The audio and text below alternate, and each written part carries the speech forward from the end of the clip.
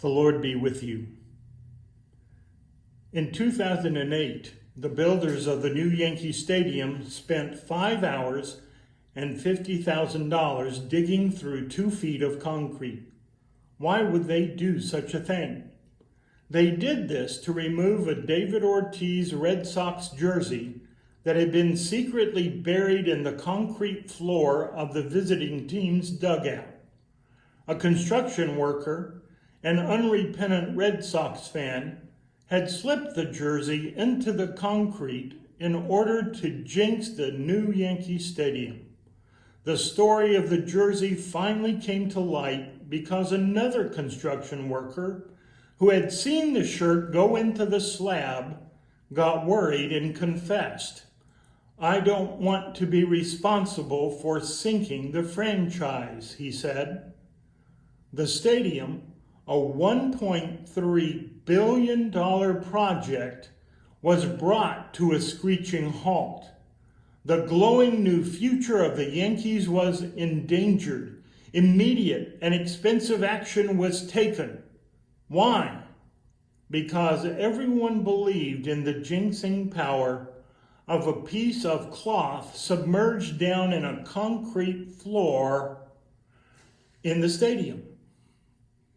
That is one high-powered jinx. Did you know that aliens built the Egyptian pyramids and then built an underwater city in the Bermuda Triangle? That the earth is flat? That the first moon landing was filmed in a Hollywood studio? That everything on the internet is factual and correct? And the Loch Ness Monster is actually a bad swimmer? I know all these statements are true because Bigfoot told me so at a unicorn convention. On a sadder and much more tragic note, do you remember the well-educated college students who believed they could hitch a ride on a spaceship hiding in a comet's tail? People hold some very strange beliefs which affect their lives. How many vacations have been taken to the UFO hangar at Area 51 or to the Scottish Highlands by people chasing their beliefs? We all know what happened to the Heaven's Gate cult members. Beliefs matter. As a Christian pastor, I do all I know to do to convince people that God was born a defenseless baby to a human mother, that Jesus walked on water, healed the sick, has the power to forgive sin, and rose from the dead. I tell people of a man swallowed by a big fish and then cast up on the beach 3 days later.